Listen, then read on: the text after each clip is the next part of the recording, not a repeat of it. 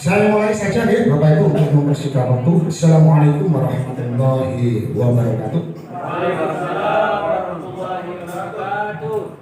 Alhamdulillah wa syukurillah wa ni'matillah la haula wa la quwwata illa billah. Bapak Ibu yang saya hormati, yang sebelumnya mohon maaf yang saya hormati Ibu Pengawas TKSD Korwil Bidang Pendidikan Kecamatan Mumbang, Ibu Nur Habibah, Bapak Ibu Kepala Sekolah Segugus 2 dan Bapak Ibu Guru, rekan-rekan sekalian yang selalu menjadi kebanggaan. Pada kesempatan kali ini, izinkan saya selama 60 menit ke depan akan membersamai Bapak Ibu dalam kegiatan aksi nyata, di mana aksi nyata ini adalah sebagai pemenuhan tugas saya pada modul 1 program pendidikan guru penggerak. Bapak Ibu, mari kita simak bersama-sama. Pada kegiatan aksi nyata modul 1 ini membahas tentang budaya positif, di mana program guru penggerak sebetulnya titik poinnya atau akarnya adalah filosofi pemikiran Ki Hajar Dewantara. Saya yakin Bapak Ibu pasti sudah amat sangat familiar sekali dengan yang namanya Bapak Pendidikan ya Ki Hajar Dewantara, di mana beliau memiliki suatu tujuan yang luar biasa. Sudah hampir berpuluh-puluh tahun yang lalu dan sekarang saat ini filosofi pemikiran Ki Hajar Dewantara ditingkatkan kembali, di mana ada 3 filosofi atau 3 pemikiran Ki Hajar Dewantara. Yang pertama adalah ing ngarsa sum tulodo, ing madya manungkarsa tuburi handa ya. Pasti Bapak Ibu semuanya sudah amat sangat memahami ya. Ing ngarsa sum tulodo artinya yang depan harus memberi contoh, ing madya manungkarsa yang tengah harus mensupport, yang terakhir adalah ing tuburi handa yang belakang itu harus mensupport, memberi semangat dan mencontoh yang depan, begitu maksudnya. Nah, kemudian dijabarkan kembali dalam kegiatan program guru penggerak. Yang pertama adalah budaya positif, di mana menyebarkan pemahaman dan pengalaman penerapan budaya positif. Seperti apa budaya positif? Mari kita simak bersama-sama. Nah, konsep utama pada kesempatan kali ini ada 7, Bapak Ibu. Yang pertama adalah perubahan paradigma belajar, kemudian disiplin positif, motivasi perilaku manusia, kebutuhan dasar manusia, posisi kontrol restitusi, keyakinan kelas dan segitiga restitusi. Apa saja yang harus apa saja yang bisa saya pahami di sini? Mari kita ikuti bersama-sama. Yang pertama adalah pembelajaran dengan paradigma baru. Nah, Bapak Ibu, seperti yang kita pahami, seperti yang kita ketahui bahwa di tahun ini, di awal pembelajaran tahun 2023 ini, kita bahkan beberapa SD, barangkali di SD Bapak Ibu juga, kita sudah mengenal yang namanya kurikulum merdeka. Nah, akan tetapi sebelumnya saya tegaskan kembali bahwa yang akan saya paparkan di sini adalah bukan tentang kurikulum merdeka, Bapak Ibu, tapi ada kaitannya sedikit ya. Nah, kurikulum merdeka ini pada intinya nanti bermuara dari sekian banyak pemahaman di kurikulum merdeka. Intinya adalah pembelajaran kita yang kita sajikan di dalam kelas adalah berpusat kepada siswa, berpusat kepada peserta didik. Nah, dari pembelajaran tersebut, apabila kita sudah mampu melaksanakannya dengan baik, maka peserta didik akan mendapatkan sesuatu hal yang menurut yang barangkali belum pernah mereka dapatkan ya. Di situ adalah profil pelajar Pancasila, dimana dalam kurikulum merdeka sudah sering digaungkan ya profil pelajar Pancasila. Nah, apa saja pelajar Pancasila yang ada dalam program guru penggerak di sini? Ada 6. Yang pertama adalah pelajar yang beriman, bertakwa kepada Tuhan Yang Maha Esa dan berakhlak mulia. Tentu ini akan menjadi impian kita sebagai seorang guru melahirkan seorang murid yang beriman bertakwa. Tidak hanya bagi kita seorang guru, bagi kita peserta didik, tapi juga bagi orang tua. Kemudian mandiri, ya, mandiri bernalar kritis, ya, atau yang lebih sering kita pahami adalah high order thinking skill, kan begitu ya, HOTS. Kemudian berkebinekaan global. Apa itu berkebinekaan global? Barangkali Bapak Ibu ada yang pernah mendengar apa itu berkebinekaan global? Ada yang bisa membantu saya barangkali? Ya, berkebinekaan global di sini kan karena di sini pelajar Pancasila, jadi muaranya kepada peserta didik. Peserta didik yang berkebinekaan global artinya peserta didik yang mampu mempertahankan nilai luhur budaya bangsa. Peserta didik yang mampu mempertahankan kearifan lokal. Kearifan lokal sehingga dimaksud adalah budaya-budaya yang ada di sekitar mereka, budaya yang ada di sekitar kita. Dan mereka mampu berinteraksi dengan baik dan menerima budaya lain. Ya, Pak, kan kita punya budaya sendiri. Bagaimana mereka bisa menerima budaya lain? Budaya lain maksudnya di sini kita lebih mengarah kepada menghormati. Kalau budaya Barat bagaimana? Jadi budaya Barat itu tidak semua budaya Barat bisa kita ambil. Perlu saringan, ya, perlu kita kaji lagi lebih dalam, perlu disaring lagi lebih dalam sampai budaya Barat itu bisa kita adopsi. Tetapi kita tetap di sekitar kita sudah banyak budaya yang luar biasa banyak yang sudah diturunkan, ya, yang sudah ditularkan oleh nenek moyang kita. Tentunya di sekitar kita, budaya yang ada di sekitar kita, contohnya misalkan Keramat Jati, nah seperti itu. Nah, ada budaya yang sudah lama berjalan, tetapi sekarang sudah mulai menghilang. Contohnya apa? Seperti khas desa, seperti itu. Nah, oleh karena itu, pelajar Pancasila di sini lebih ditekankan agar memiliki kemampuan berkebinekaan global. Mereka mampu mempertahankan kebudayaan mereka. Begitu. Kemudian bergotong royong, yang terakhir adalah kreatif. Itu. Selanjutnya adalah teori kontrol. Teori kontrol ini disampaikan oleh Dr. William Glasser pada tahun 1984, sudah berpuluh-puluh tahun yang lalu, Bapak Ibu. Nah, seperti apa teori kontrol di sini? Kontrol, kalau kita memahami tentang kontrol, kita mengontrol anak kita dalam bahasa Jawa disetir gitu. Akan tetapi di sini Bapak Ibu, kontrol yang selama ini kita pahami itu mengalami miskonsepsi. Apa itu miskonsepsi? Salah persepsi, salah pemahaman. Apa saja miskonsepsi yang ada dalam diri kita tentang kontrol itu sendiri? Yang pertama adalah guru mengontrol murid. Ini memang penting. Guru itu memang harus bisa mengontrol murid. Jangankan mengontrol murid, mengontrol diri sendiri juga kita perlu. Nah, cuman apa yang terjadi miskonsepsi di sini? Yang terjadi miskonsepsi di sini adalah cara mengontrol murid.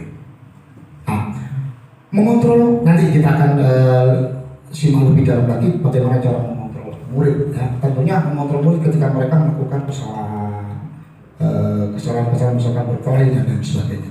Kemudian selanjutnya adalah miskonsepsi tentang bahwa semua penguatan positif efektif itu dapat merubah kita, dapat merubah peserta didik. Loh, kok bisa ini miskonsepsi bahwa penguatan positif kepada peserta didik itu terjadi miskonsepsi? Kok bisa? Karena gini Bapak Ibu, kita tahu bahwa peserta didik seiring dengan berjalannya tahun, dulu mereka kelas 2, naik kelas 3, naik kelas 4, sampai kelas 6. Mereka mulai memahami diri mereka. Mereka mulai memahami bahwa penguatan yang pernah diberikan itu ternyata semacam cuma kata-kata saja gitu loh. Misalkan contohnya pada waktu kelas 1 kalau berangkat ke sekolah itu harus mandi. Biar apa? Biar di sekolah itu jadi lebih seger. Biar kalau Pak Guru menerangkan materi itu kalian bisa lebih menangkap, memahami materi. Tapi ketika si anak ini sudah kelas 6 berangkat ke sekolah, kadang nggak mandi, tapi dia itu bisa memahami, dia itu bisa tahu yang diterangkan buku, bisa mengikuti alur pembelajaran. Nah, disitulah yang dimaksud dengan penguatan positif efektif. Itu berupa bujukan, ya mohon maaf, berupa bujukan. Jadi seakan ilusi saja, begitu. Oke, seiring berjalannya waktu. Oke, selanjutnya adalah ilusi bahwa kritik itu akan membuat seseorang merasa bersalah. Kita pasti pernah mendengar kritik dan saran yang membangun, begitu ya Bapak Ibu.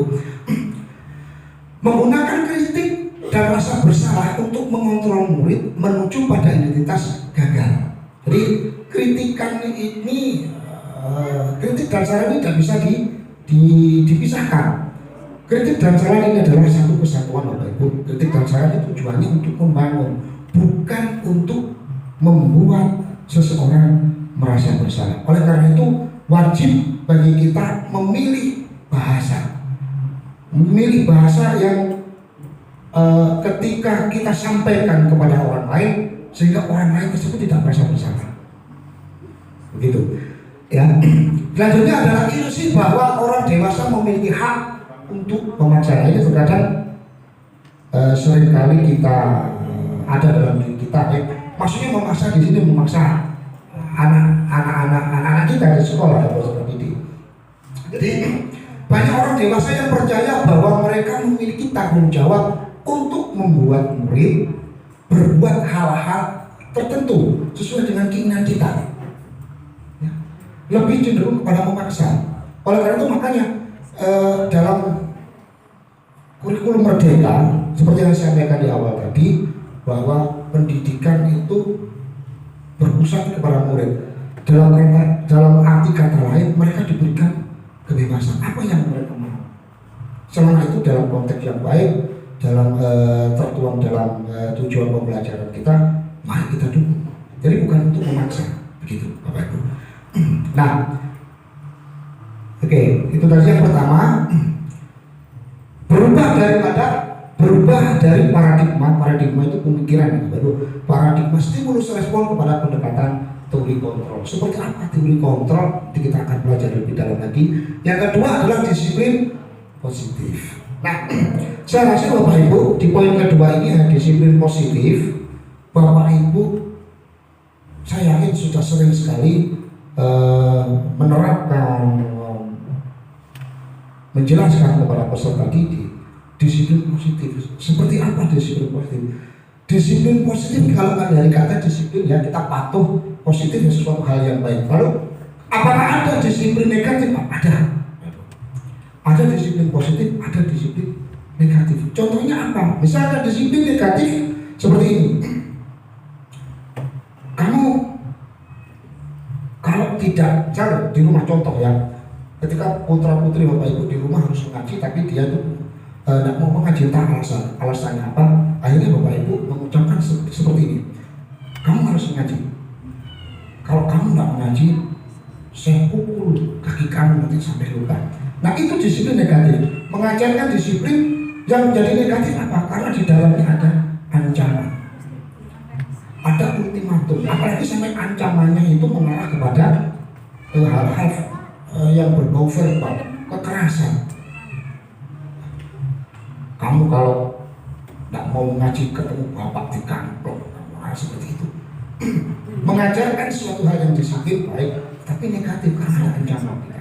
Nah, seperti apa disiplin positif? Disiplin adalah kontrol diri dengan menggali potensi diri untuk mencapai tujuan yang mulia, tujuan yang baik, yaitu menjadi seseorang yang kita inginkan berdasarkan nilai-nilai yang kita hargai. Contoh, motivasi eksternal.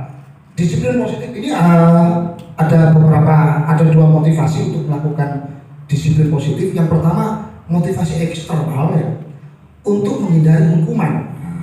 Kita melakukan disiplin positif agar menghindari hukuman. Yang kedua, untuk mendapatkan imbalan, mendapatkan reward, mendapatkan pujian. Kemudian motivasi dari dalam untuk melakukan disiplin positif adalah untuk menghargai diri sendiri. Disiplin positif itu contohnya ketika hari Jumat pagi, anak-anak kita ajak ke mushola, kita ajak khotbah Quran, kita ajak sholat duha bersama. Dan saya yakin itu sudah banyak dilakukan oleh Bapak Ibu di sekolah. Jadi barangkali nanti ada yang mau maju ke depan, nanti di akhir barangkali nanti ada yang mau maju ke depan memberikan pengalamannya seperti apa disiplin positif di sekolah Bapak Ibu yang sudah Bapak Ibu jalankan. Barangkali nanti bisa menjadi motivasi untuk rekan-rekan SD yang lain. Itu disiplin positif. Nah, selanjutnya adalah motivasi perilaku manusia. Bapak Ibu, setiap manusia melakukan sesuatu, mereka pasti punya motivasi, mereka pasti punya tujuan, harapan. Apa sih yang kalau keinginan saya mau melakukan ini biar apa? Nah, begitu. Yang pertama adalah untuk menghindari ketidaknyamanan atau hukuman. Jadi kita melakukan sesuatu agar tidak dihukum. Seperti apa maksudnya? Seperti ini. Tingkat rendah motivasi atau perilaku seseorang biasanya yang termotivasi perilakunya untuk menghindari hukuman. Misal, peserta didik, kalau murid-murid kita ya, kalau hari Senin kan kita biasanya pacaran. Tidak menutup kemungkinan di beberapa SD yang anak-anak yang datangnya terlambat itu ditaruh di barisan yang lain. Ya, itu sebagai hukuman. Nah, akhirnya apa? Mereka berlomba-lomba datang untuk lebih pagi agar mereka tidak mendapatkan hukuman, datang tepat waktu agar mereka tidak dihukum oleh bapak dan ibu guru. Tuh contohnya, contoh mudahnya seperti itu. Kalau bapak itu barangkali saya datang lebih pagi supaya apa? Supaya ketika kita absen ya dengan stamina kita sesuai jam, tak lebih dari jam 7, jam 8. Paling tidak kita nyampe di sekolah setengah 7. Kadang ada yang absen pulangnya mau pulang lupa, nyampe di rumah ya balik lagi ke sekolah. Balik lagi ke sekolah untuk absen pulang. Nah itu untuk menghindari hukuman, Bapak Ibu. Tapi untuk sekarang saya belum mengetahui hukuman apa dari stamina barangkali seperti itu. Kemudian selanjutnya adalah untuk mendapatkan imbalan atau penghargaan dari orang lain. Kita melakukan sesuatu agar kita mendapatkan sebuah imbalan, agar kita mendapatkan penghargaan. Kalau dalam kata lain boleh tadi, gitu kan? Contohnya apa? Satu tingkat di atas motivasi yang pertama, ya satu tingkat. Mereka melakukan sesuatu untuk mendapatkan imbalan atau penghargaan dari orang lain. Orang dengan motivasi ini, mereka akan bertanya. Ketika mereka akan melakukan sesuatu, mereka akan bertanya. Biasanya seperti ini tujuannya. Nah, memang seperti itu ya. Apa yang akan saya dapatkan apabila saya melakukannya? Dapat apa sih nanti saya kalau melakukan ini? Itu contoh-contoh pertanyaan dari seseorang yang melakukan sesuatu dengan mengharapkan imbalan. Oh ya, yang pertama tadi contoh pertanyaannya ketika mereka ini ya untuk menghindari ketidaknyamanan. Biasanya kalimat pertanyaan yang mereka ucapkan ketika mereka melakukan sesuatu untuk menghindari hukuman, mereka akan bertanya, apa yang akan terjadi kalau saya tidak melakukannya? Apakah saya dapat sanksi? Apakah saya dipukul? Apakah saya dipenjara? Dan lain-lain. Itu sebagai contoh kalimat dan pertanyaan dari seorang yang mempunyai motivasi tersendiri untuk melakukan sesuatu. Yang ketiga, untuk menjadi orang yang mereka inginkan. Dalam kata lain, mereka ingin menjadi lebih baik. Ya. Jadi orang dengan motivasi ini akan bertanya, akan menjadi orang seperti apa bila saya melakukannya. Saya kalau melakukan ini, saya akan menjadi seperti apa?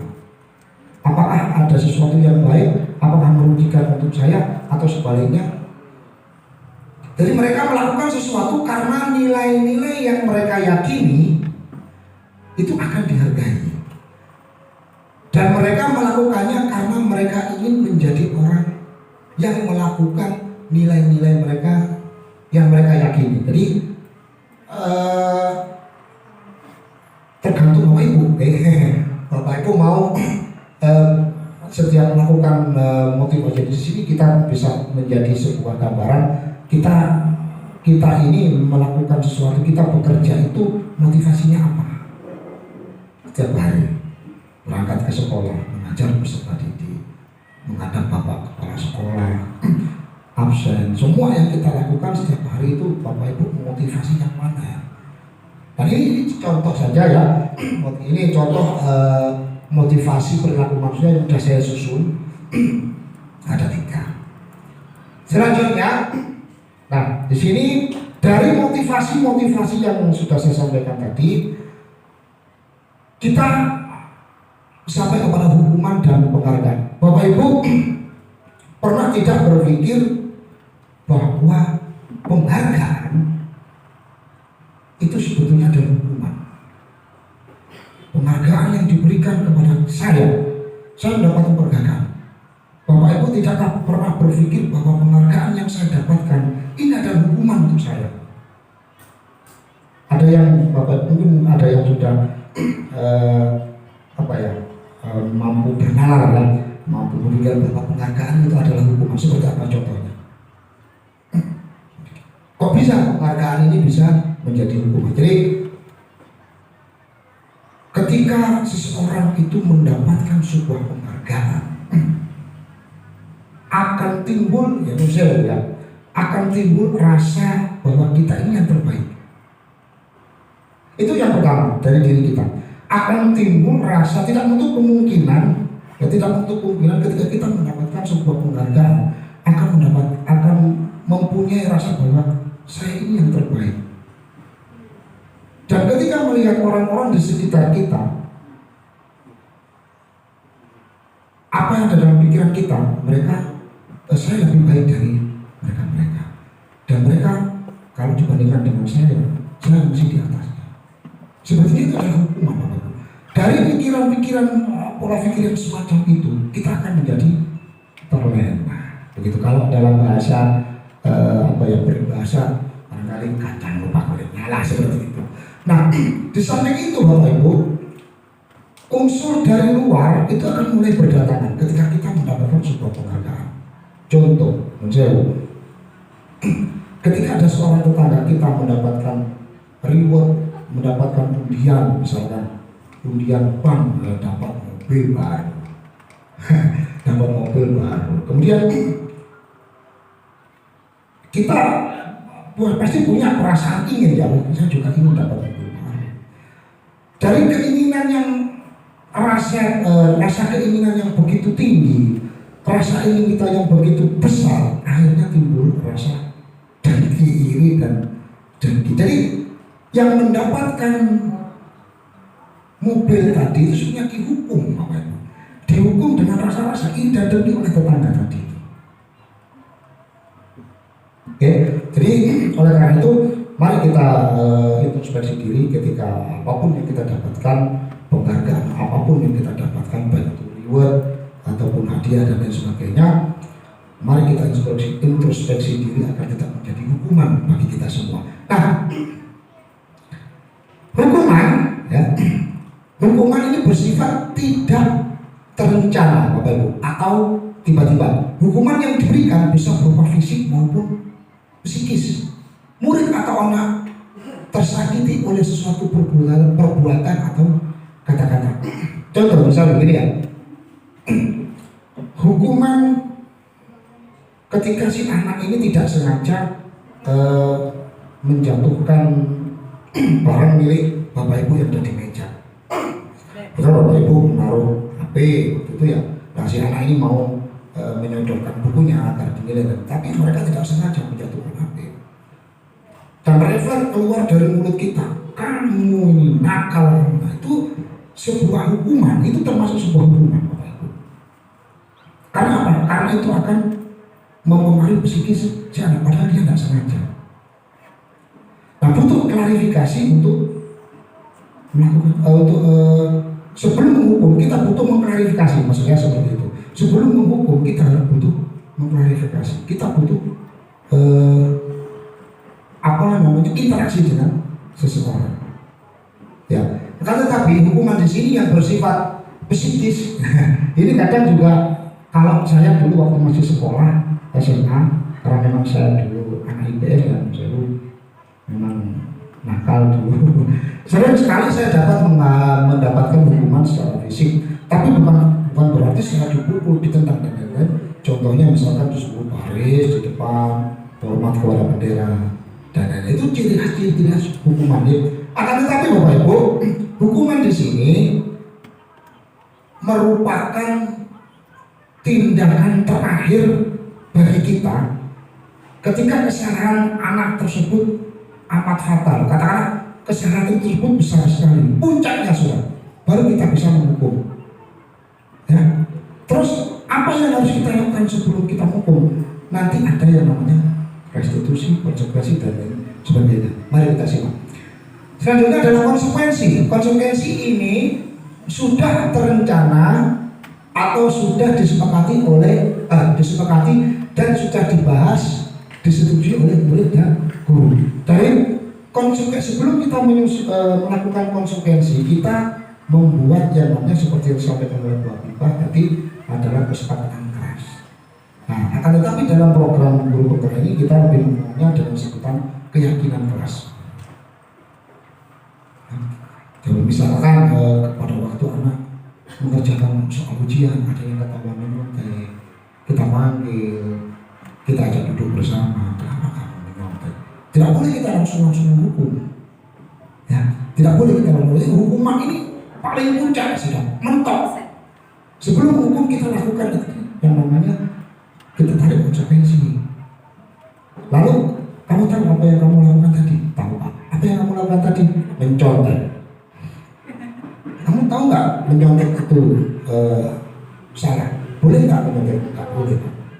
Kalau nggak boleh, kenapa kamu menyontek? Mereka pasti punya alasan. Setelah itu baru kita lakukan restitusi. Restitusi adalah mencari jalan keluar. Kenapa mereka menyontek? Kita bantu, kita cari jalan keluarnya, sehingga mereka tidak akan menyontek lagi di kemudian hari. Nah, restitusi itu apa? Restitusi adalah proses menciptakan kondisi bagi murid untuk memperbaiki kesalahan mereka. Kita kondisikan seperti yang saya sampaikan tadi, kita panggil. Barangkali mereka malu kalau ada teman-teman. Ketika ulangan kita panggil ke depan, wah ini pasti dihukum kata teman-temannya. Dan si anak tadi yang menyontek pasti mereka akan merasa terbebani, takut. Bahkan sebelum dipanggil, belum duduk di depan sudah menangis dulu karena mereka malu dan takut. Nah, kalau seperti ini, bolehlah kita panggil ketika waktu istirahat. Coba kamu langsung ikut Pak Guru ke kantor. Baru di sana kita, nanti ada contoh videonya ya bagaimana restitusi seperti itu. Nah, Bapak Ibu, kembali ke penghargaan. Penghargaan ini bisa kita berikan kepada peserta didik. Kira-kira yang ada dalam pikiran Bapak Ibu tentang penghargaan itu apa? Apakah hanya berupa fisik? Apakah hanya berupa materi? Tidak, Bapak Ibu. Ya. Dari ucapan saja, pujian, reward, itu merupakan penghargaan bagi anak-anak. Bagus sekali anak-anak, kalian sudah mengikuti pelajaran Pak Guru selama 1 hari ini dengan baik, dengan tertib, dengan ini termasuk penghargaan. Justru itu amat sangat berkesan bagi peserta didik. Dari penghargaan yang kita berikan tadi, maka peserta didik akan termotivasi setiap hari, termotivasi untuk menjadi lebih baik. Misal contoh, murid saya sendiri kelas 4 ya, saya membaca masih awal-awal. Ya, setiap hari saya panggil, saya mohon maaf ya, karena saya harus mengerjakan pos dan lain-lain. Saya panggil gitu. Saya suruh baca 1 kalimat, 2 kalimat. Saya suruh baca 1 kata, 2 kata, 1 kalimat, 2 kalimat. Begitu, bagus, kamu sudah mulai bisa membaca, besok belajar lagi membaca. Itu termasuk penghargaan Bapak Ibu. Jadi penghargaan yang selama ini kita paham tidak perlu kita kalau misalkan dia punya anjing, monggo silakan. Yang bisa menjawab kasih seperti Pak Bima tadi, penghargaan berikutnya kasih coklat. Tapi kalau setiap hari seperti itu kan marah mereka nanti akan menjadi terbiasa manja. Sekali-kali kita berikan reward ujian bukan berupa fisik, tapi ucapan bagus, selamat, terima kasih, luar biasa. Itu termasuk penghargaan. Nah, selanjutnya Bapak Ibu, manusia memiliki kebutuhan dasar. Tidak untuk kemungkinan peserta didik kita, meskipun mereka masih anak-anak, ya, mereka masih belum mampu berpikir dewasa seperti kita, mereka juga mempunyai kebutuhan dasar tanpa mereka sadari. Apa saja kebutuhan dasar itu? Yang pertama adalah bertahan hidup, ya, survive. Maksudnya apa Pak bertahan hidup? Ya anak-anak, jangan anak kita juga ya, membutuhkan makan, membutuhkan minum, sandang, pangan, papan, yang layak untuk mereka, untuk kita. Kemudian kesenangan, Bapak Ibu jangan melupakan ini, karena memang anak-anak mereka masih dalam tahap bermain, mereka masih saya ingin bersenang-senang, karena mereka itu masih anak-anak. Jadi setidaknya Bapak Ibu misalkan minimal 2 hari sekali atau 3 hari atau bahkan tiap hari. Kesenangan ini bukan berarti kesenangan kita harus jalan-jalan, kita harus berrekreasi, tapi seperti yang dicontohkan oleh Bu Habibah tadi, kita tepuk-tepuk, kita bernyanyi, itu termasuk kesenangan Bapak Ibu. Itu termasuk kesenangan. Kebebasan macam apa yang bisa kita berikan kepada peserta didik? Contohnya lebih mudah ketika mereka ingin mengikuti kegiatan ekstrakurikuler, kita berikan mereka kebebasan. Ekstrakurikuler, saya yakin di SD Bapak Ibu banyak ya ekstrakurikuler, contohnya pramuka ekstrakurikuler wajib ya. Barangkali ekstrakurikuler adalah menari, olahraga, drum band, bagi yang punya drum band. Kita berikan kesempatan kepada anak-anak, mereka bebas memilih, kamu mau ikut ekstra apa. Kita buat angket, kasih nama, kemudian ekstrakurikuler yang ingin diikuti apa. Mereka butuh kebebasan. Ya, oleh karena itu makanya dari awal tadi mengontrol murid, kita memang butuh mengontrol murid, akan tetapi bagaimana cara kita mengontrol mereka, itu yang menjadi titik poinnya Bapak Ibu. Selanjutnya adalah penguasaan di sini. Nah, penguasaan contohnya seperti ini. Ketika peserta didik tadi ikut ekstrakurikuler drum band, awalnya mereka tidak tahu apa-apa. Misalkan si anak ini ikut ekstrakurikuler drum band kebagian menjadi keyboard. Mereka tidak tahu sebenarnya not 1, not 2 dan selanjutnya. Tapi setelah mereka tekun mengikuti kegiatan ekstrakurikuler, mereka sudah mulai memahami, oh ini kalau nada ini digandeng dengan ini bisa menjadi nada ini. Akhirnya mereka diberikan kebebasan, silakan kamu kalau sudah paham keyboard, kamu bisa cari lagu-lagu yang kamu sukai. Kamu belajar saja lagu-lagu yang kamu sukai. Nanti tularkan kepada teman-teman. Disitulah kebebasan yang mereka dapatkan. Yang terakhir adalah kasih sayang dan rasa diterima. Tidak hanya anak-anak, kita juga membutuhkan rasa tersebut ya, rasa kasih sayang dan rasa diterima. Tetapi konsep ini, pemahaman ini lebih mengarah kepada keluarga di rumah. Kalau di sekolah bisa juga. Kita di kelas, kita ini adalah keluarga. Kalau ibarat saya di kelas, saya bapaknya, dan mereka adalah anak saya. Mereka butuh rasa diterima, mereka butuh kasih sayang. Tidak hanya dari orang tua, tidak hanya dari bapak, ibu di rumah, tapi di sekolah mereka juga butuh kasih sayang. Nah, itulah pasti bapak ibu sudah paham bagaimana cara menerima dan memberikan kasih sayang kepada peserta didik. Nah, selanjutnya posisi kontrol Bapak Ibu. Poin yang kelima adalah posisi kontrol. Ada 5 tahapan posisi kontrol. Ya, seperti yang saya sampaikan tadi, yang pertama adalah penghukum. Ini paling puncak. Siapa yang menjadi aktor dari semua ini? Ya kita sebagai guru. Kita sebagai guru. Yang pertama, penghukum. Kata-kata atau kalimat yang bisa kita berikan, yang bisa kita ucapkan ketika ini untuk menghadapi ketika peserta didik melakukan sebuah kesalahan, ya, melakukan pelanggaran, melanggar keyakinan kelas yang sudah kita buat. Yang pertama ini mengukur. Kalimat-kalimat yang bisa kita ucapkan kepada beliau ini, patuhi aturan saya atau awas. Kamu selalu saja. Ini contoh kalimat ya. Sedangkan tindakan hukuman berbeda lagi.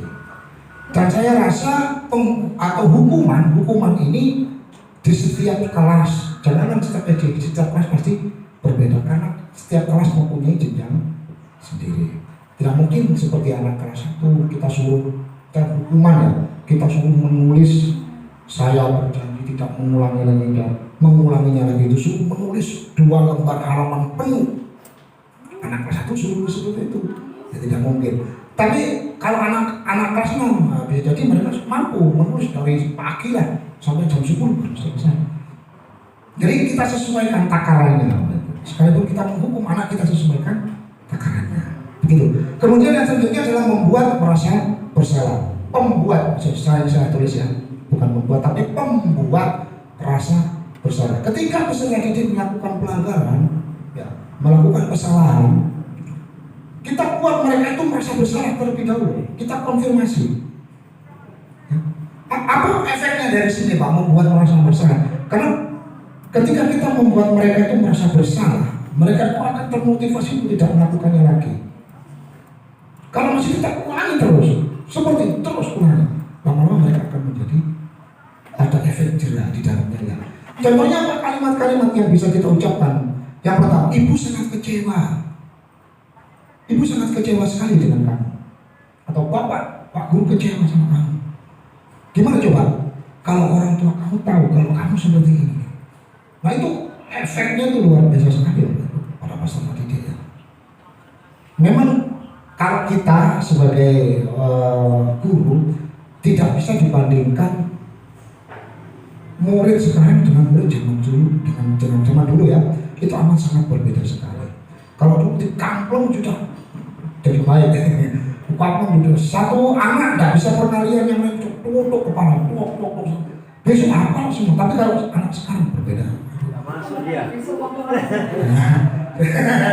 Ya selain itu, kalau anak sekarang kita pukul, mereka akan membenci kita. Yakin sih, benci. Ada perasaan benci di sini. Benci kepada gurunya, benci kepada pelajarannya. Itu yang kita khawatirkan. Kalau kita menyamakan anak zaman sekarang dengan zaman dulu, karena memang sudah berbeda. Ya. Kemudian kita bisa menjadi teman, posisi kontrol kita bisa menjadi teman. Ini biasanya kalau posisi teman ini lebih mudah dilakukan untuk peserta didik jenjang yang sudah sedikit dewasa ya, SMP atau SMA.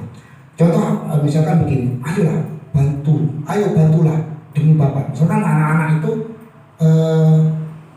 seperti ini ya, kita saat ini saya mengerjakan tugas, kemudian Pak murid-murid ini ayo bantu Pak Guru sekarang ada tugas. Tapi ada murid yang nakal, disuruh diam tidak mau diam. Kita dekati anak, bantu Pak Guru ada tugas. Ini Pak Guru sedang mengikuti tugas dari sekolah. Atau mungkin begini, ayolah bantu Pak Guru, biar kamu itu nilainya baik. Kamu kalau seperti ini terus bagaimana nanti?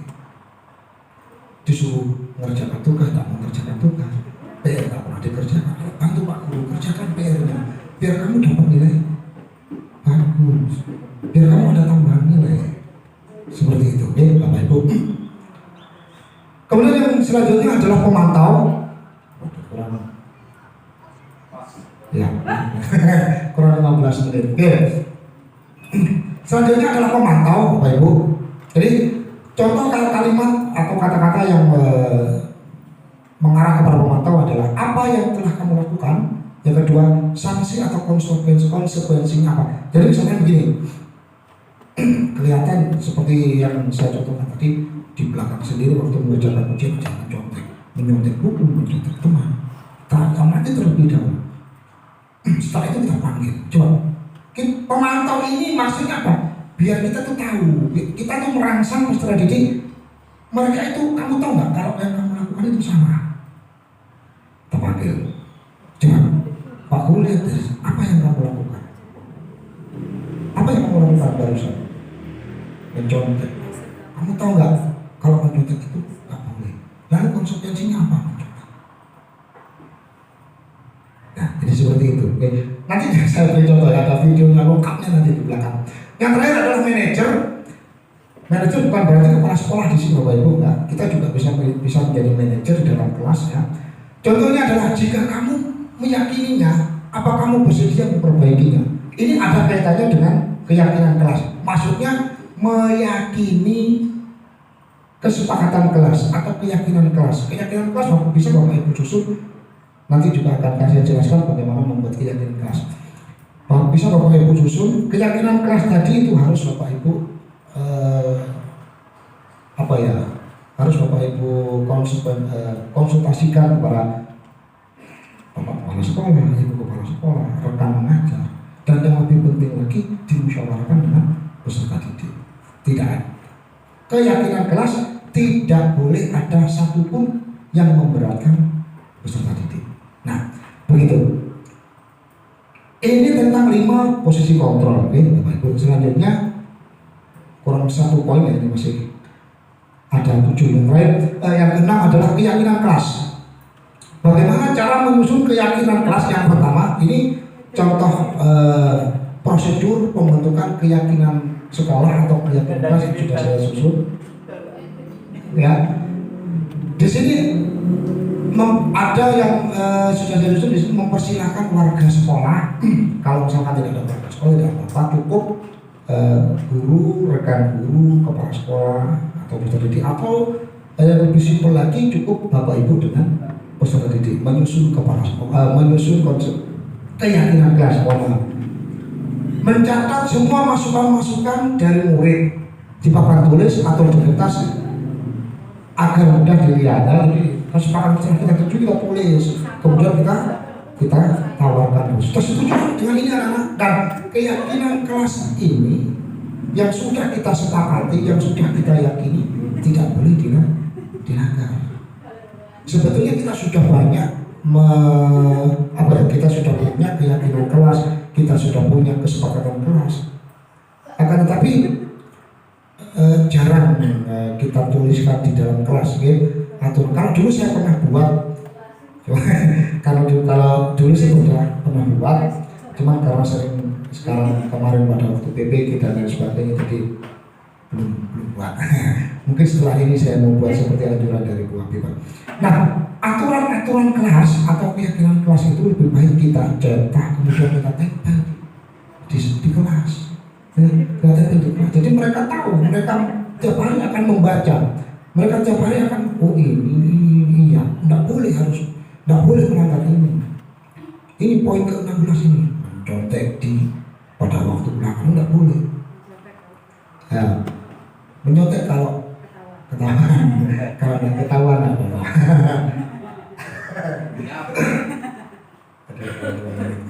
lanjut nih Bapak Ibu. Contoh keyakinan kelas. Nah, ini contoh-contohnya. Saya ingin Bapak Ibu semua masih paham sekali keyakinan kelas. Lebih mudahnya adalah aturan-aturan di kelas ya. Aturan di kelas ada, aturan di sekolah ada. Membuat tentang keyakinan kelas, saya kira Bapak Ibu sudah paham sekali. Nah, yang poin terakhir adalah segitiga restitusi. Restitusi seperti yang saya sampaikan sebelumnya adalah kondisi bagaimana membuat peserta didik tadi menemukan solusi dari permasalahannya. Ada 3. Yang pertama adalah menstabilkan identitas. Menstabilkan identitas maksudnya bukan identitas nama, tanggal lahir, bukan seperti itu. Menstabilkan identitas seperti ini adalah setiap orang, contohnya, setiap orang pasti pernah melakukan kesalahan. Semua orang, Pak Guru juga pernah melakukan kesalahan. Kamu tidak usah takut, tidak usah khawatir. Mari kita cari solusinya bersama. Kamu bukan satu-satunya yang pernah melakukan ini. Semua temannya juga pernah, aku juga pernah. Itu contoh-contoh menstabilkan identitas. Kemudian setelah menstabilkan identitas, kita memvalidasi tindakan yang salah. Maksud memvalidasi, kita menyelidiki, kita lakukan interaksi dengan anak atau yang peserta didik kita yang melakukan kesalahan. Contohnya seperti ini, adakah cara yang lebih efektif untuk mendapatkan apa yang dibutuhkan? Kamu tentu punya alasan mengapa kamu melakukan itu. Seperti yang saya contohkan tadi, ketika anak nyontek kita panggil,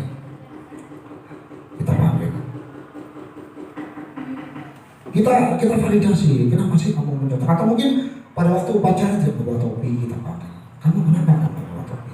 Pasti mereka punya alasan. Mengapa mereka melakukan tindakan itu? Topi saya robek, Pak. Oh, topi saya hilang. Oh, topi saya tadi berangkat kesiangan. Saya lupa ada pakai topi. Pak, topi saya tidak sama dengan punya teman lain, jadi saya malu memakainya. Setelah itu, yang terakhir kita menanyakan keyakinan. Keyakinan kelas apa yang telah kita sepakati? Kamu ingin menjadi orang seperti apa sih? Contoh, dari topi tadi, kamu tahu nggak bahwa kamu melakukan ini salah? Tahu nggak? Kamu masih ingat dengan keyakinan kelas kita?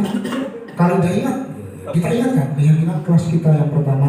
Misalnya poin kelima adalah kita pada saat upacara diwajibkan memakai topi. Oh ya Pak, saya. Kalau begitu, kamu apa konsekuensi yang harus kamu terima kalau kamu tidak membawa topi? Ya Pak, saya bersalah. Mereka akan mengakui saya bersalah, Pak. Saya tidak membawa topi. Lalu bagaimana dengan hari Senin yang akan datang? Saya akan lebih disiplin lagi, Pak. Saya akan bawa topi setiap hari Senin. Seperti itu Bapak Ibunya. Jadi pada intinya setiap kesalahan peserta didik tidak serta-merta harus kita hukum. Dikit langsung dihukum, dikit langsung dihukum. Tidak boleh. Iya Bapak Ibu, ada yang namanya restitusi. Sebelum kita hukuman itu puncak, ya sekali lagi hukuman itu adalah paling tinggi sudah ketika mereka melakukan kesalahan-kesalahan. Ini langsung karena sudah waktunya sudah mepet ya. Ini contoh.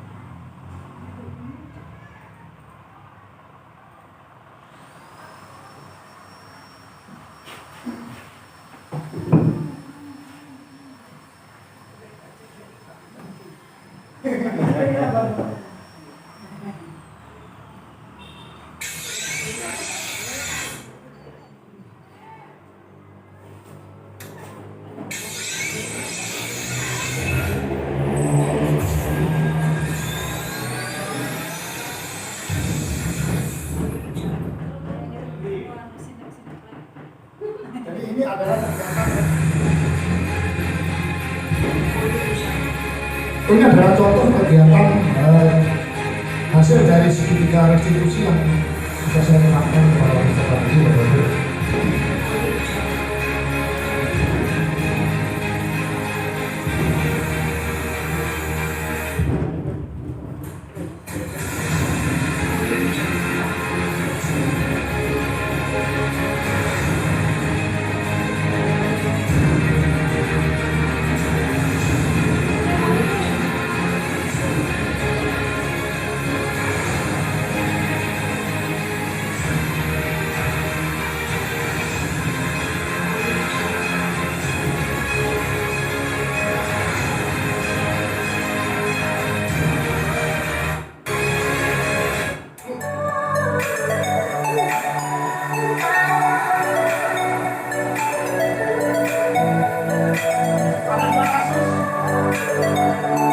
Ada dua kasus apa saja yang menyebabkan ini.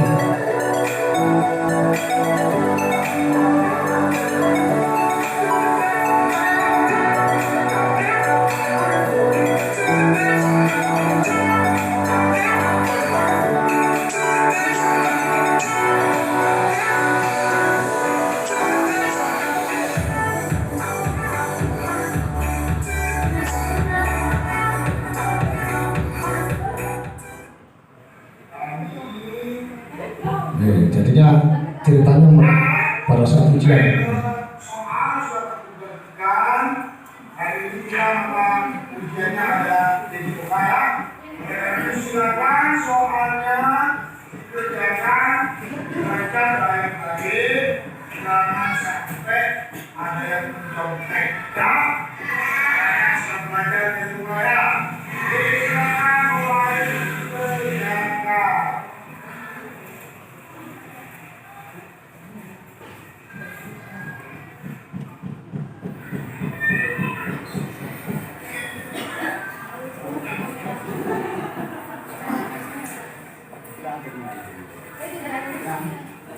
Jadi ini sudah cerita pada saat ujian ada anak-anak yang menggambar.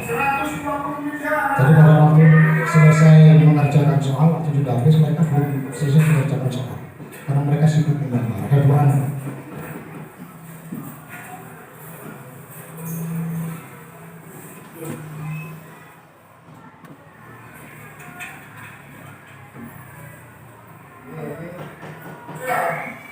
Ini yang menggambar dua anak. Nah, karena mereka suka menggambar.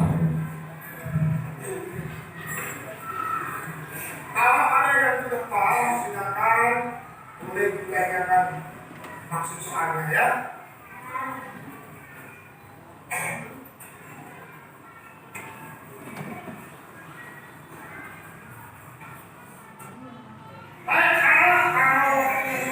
Karena itu Bapak Ibu, ini contoh saja, ya. Ini contoh.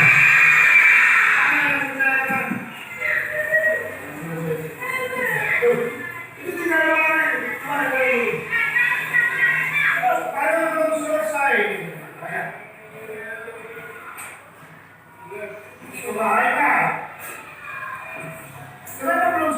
Kenapa menggambar?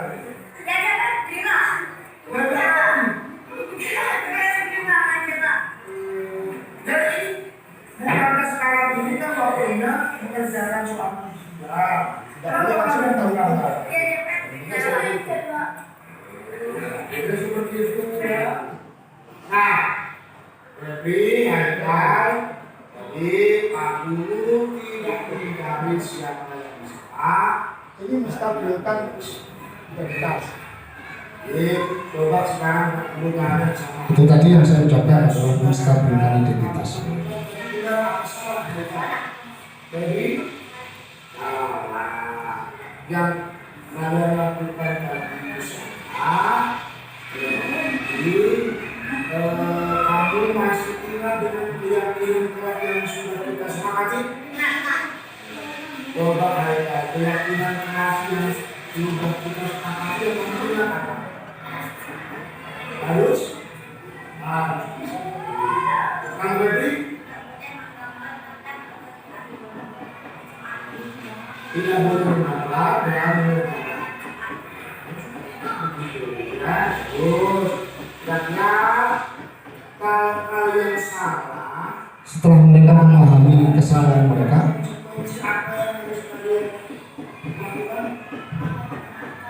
kita menanyakan konsekuensinya.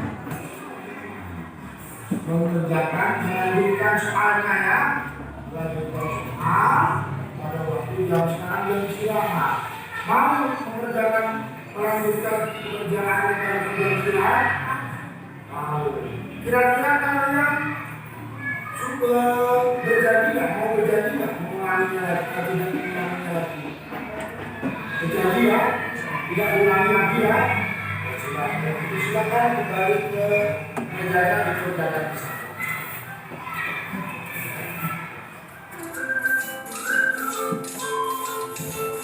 Jadi konsekuensinya mereka melanjutkan mengerjakan tugasnya di jam lain, waktu jam istirahat. Jadi yang lainnya istirahat, mereka melanjutkan pekerjaannya. Jadi mereka tidak bisa istirahat. Setelah kerja kemarin saya menghargai dan diperhatikan oleh Pak Guru. Terima kasih Pak Guru.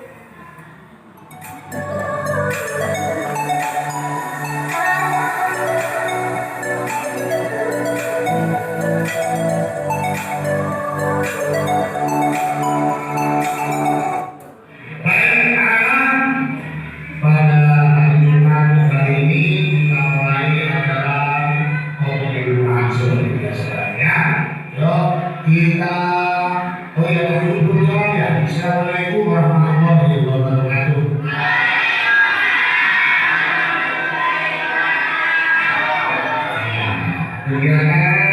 Kasus yang kedua ini ada salah seorang murid saya perempuan yang pada saat hotel Quran semua siswi putri membawa Quran tapi dia tidak membawa Quran.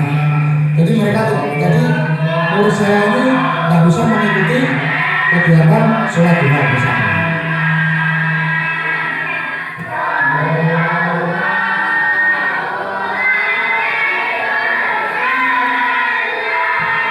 Yang ini ya Pak. Dia duduk di paling belakang karena dia malu, tak ada yang kena.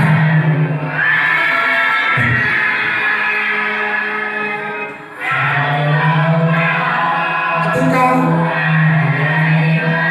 murid saya lupa, tidak boleh tidak boleh kita harus langsung menghukumnya. Pasti mereka punya alasan. Mereka punya alasan kenapa tidak mau kena.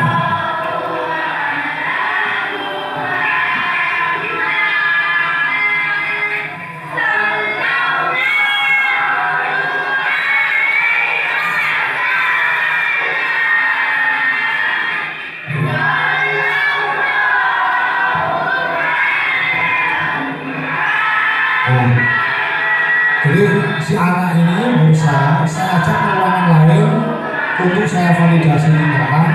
Maksudnya apa saya ajak ke ruangan lain? Agar mereka agar menurut saya tidak malu ketika dilihat oleh teman-temannya.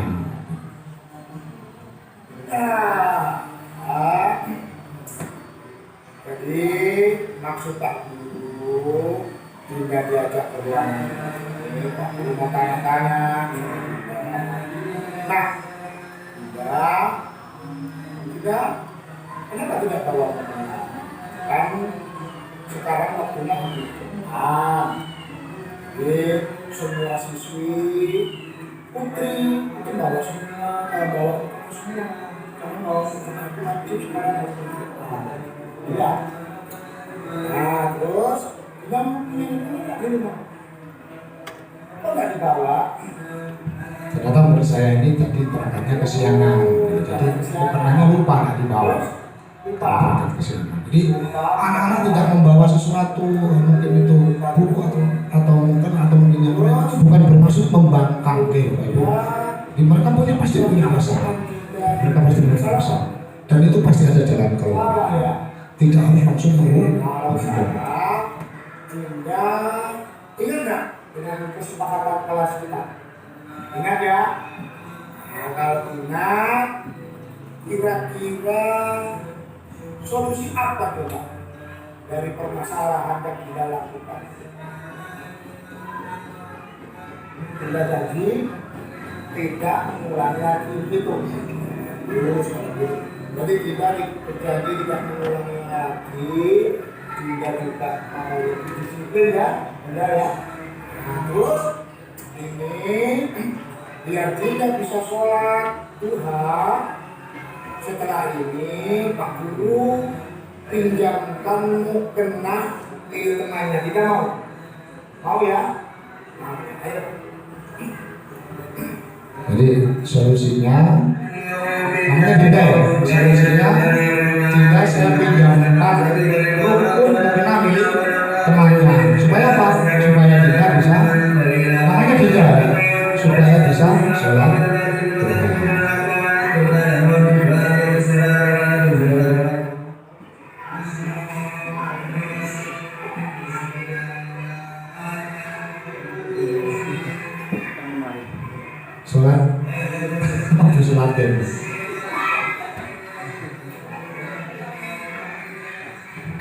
kegiatan seperti ini bisa juga termasuk budaya positif ya, maksud saya seperti itu.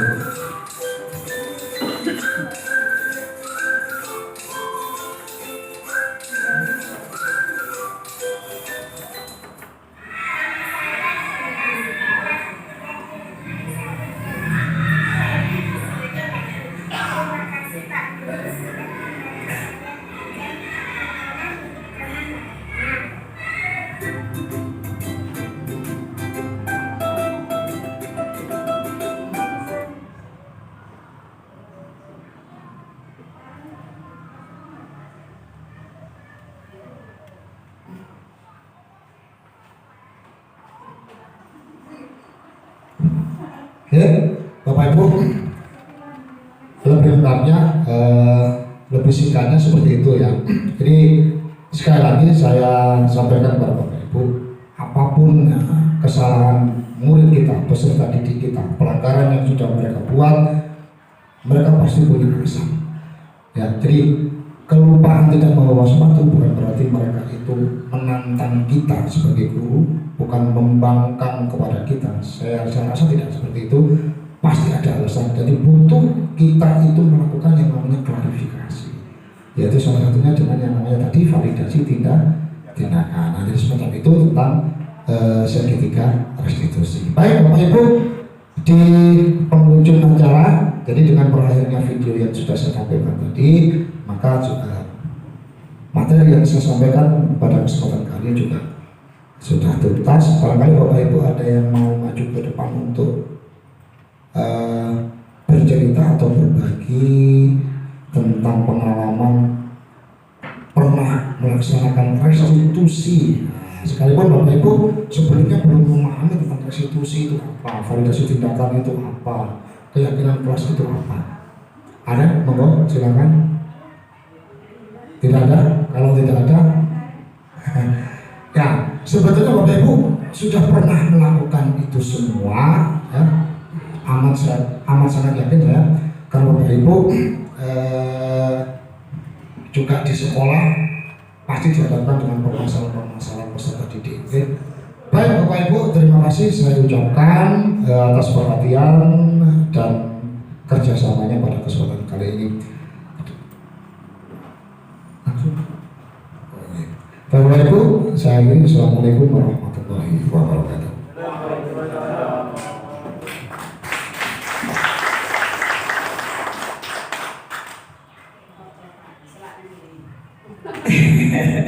Bapak Ibu, kita ketemu sebulan sekali belum tentu ya. Kalaupun toh nanti pulang lebih akhir, anggaplah ijolnya sing biasa mulia dhisik, atau ketika sampai efektif kita